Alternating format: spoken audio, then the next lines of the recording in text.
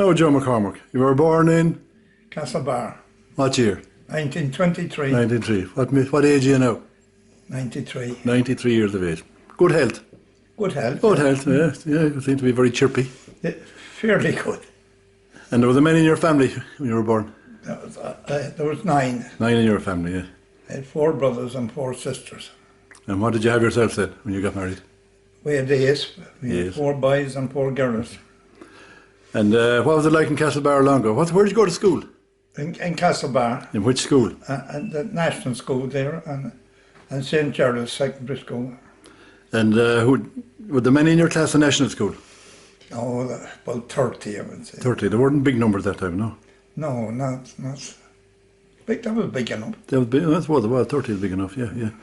And who was teaching you there at the time? Can you remember the teachers' names? Oh, they were Christian brothers. Christian brothers. Yeah. There was an odd Lay teacher. Their teacher, there was an Early from Castlebar, and John Hoban from Castlebar, who taught everybody in Castlebar. And what were you taught that time? Well, at the normal primary school. Yeah. Reading, writing. Normal, but the secondary school was a grey school with everything was through Irish. And that was St. Gerald's College, is it? Everything St. Gerald's, everything was through Irish. Through Irish. And who ran that place?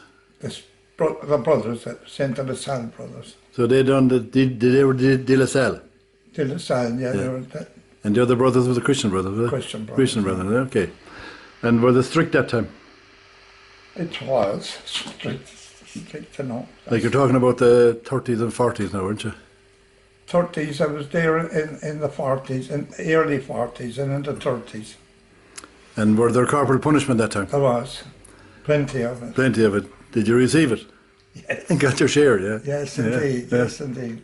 What did you think about it, looking back on it? And it was harmless. It was harmless, yeah? See, we used to getting the odd belt us home too. Yeah. So it was kind of half normal, was it? It was.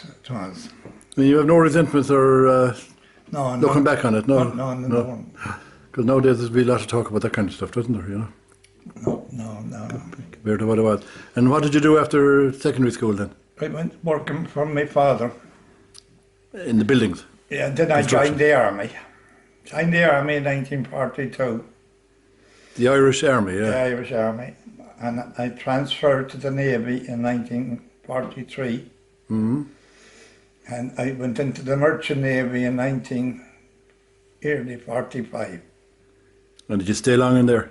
I stayed in that until I discovered that I had defective colour vision. I should never have been on a boat at all. Yeah. And what year did you leave it? In late 45. And can you remember the name of the boat you were on? The Irish Cedar, Yeah, mostly.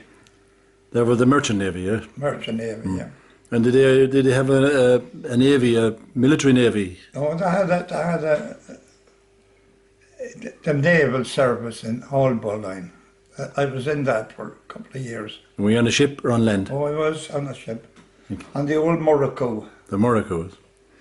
And the old Murrisk was the ship that bombed the canal, that bombed O'Connell Street in Dublin in 1916. Oh, that's right, it is, Yeah, she bombed the GPO. And the Irish government bought it in, or were given Yeah, it? the Irish government got it. It wasn't worth an awful lot, but they got it. They got it afterwards. Yeah. And were you out on it a good lot? You were, you were at sea, yeah? Yeah, we went all around there. We were mostly on patrol, for fishing. Fishery, there. That's what they done most of the time, I think, the Irish Navy, Yeah, isn't that's most of the job. So I think they're still at it, aren't they? They're still on protection, fisheries protection. Yes, that's it. And your father was a builder? His father was a builder. And was his father a builder? His father was a stonemason. Stonemason, well, that's a builder as it was, wasn't it? And his father was a stonemason. So that goes back a long way, does it? A long, long way, yeah. The construction stuff. And they were all Fenians. And did you follow that type of personality? We Republicans? Yes, yeah. You still Republicans? Well, my father was in jail when they were fighting the English. And then he was in jail when they were fighting one another in the Civil War. And he was on the wrong side in the Civil War. He was held in prison for 10 months after the treaty was signed.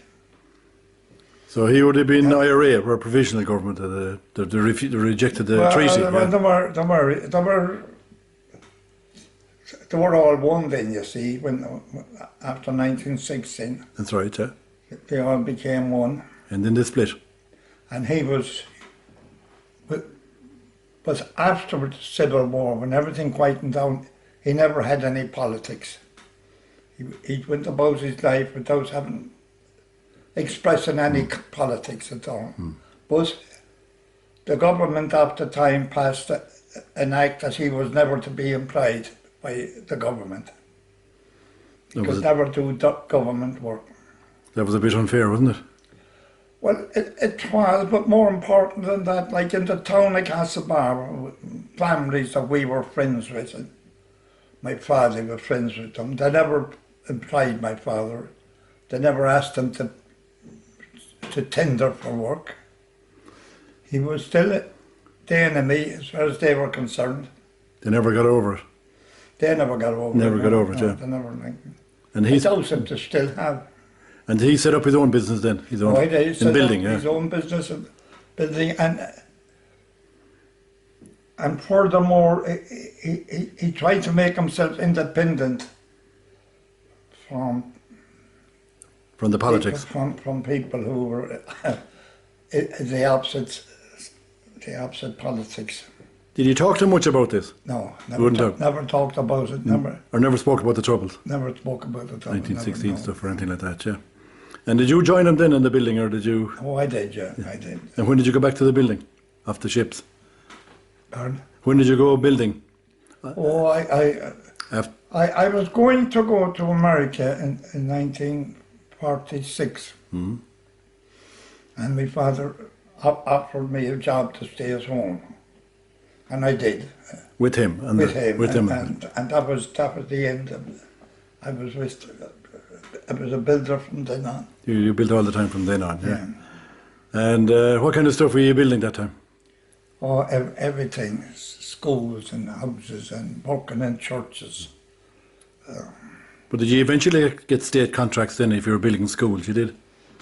You got state contracts eventually? We got well, after 1932. Yeah. When the Fine Gael got, the weren't Fine Gael then. When they were out, we got government work. Yeah. And did that benefit him?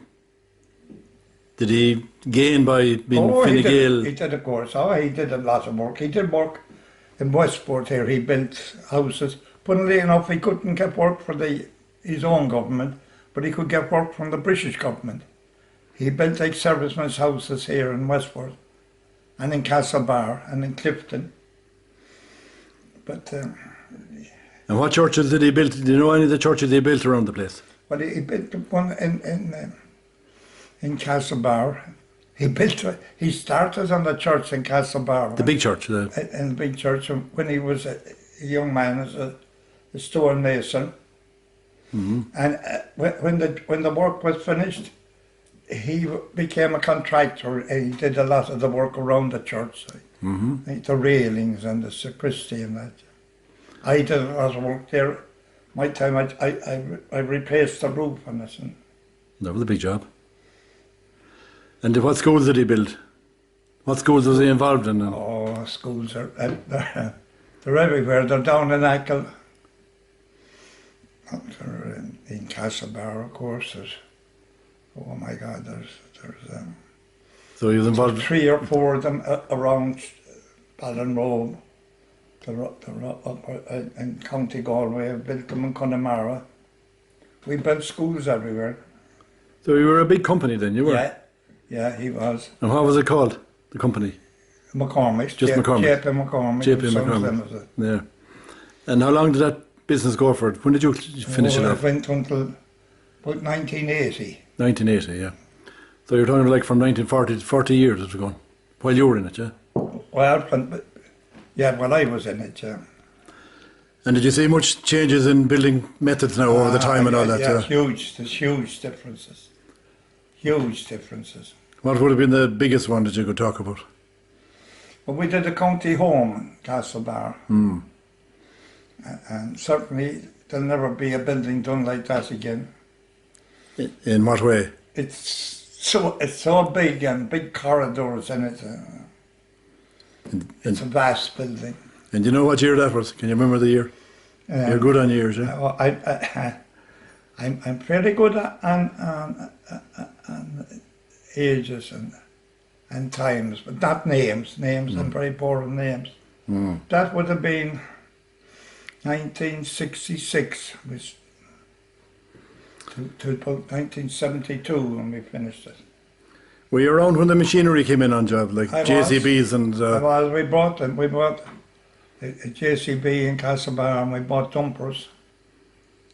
And they were new at the time? They were new at the time. So you were moving from the shovel and the wheelbarrow to That's right, sure did.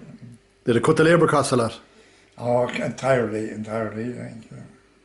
I was negotiating to buy a heist crane, and a German man, he told me unless I be replacing 13 labourers, it wasn't for us. And you didn't take it, no? No, I did. You took it? I did. Go on yourself. And who was supplying the crane? Was it Lever? Lever, yeah. Lever down in Killarney, yeah? In Killarney, yeah. Yeah, they make a lot of... Still making them, aren't they, yeah?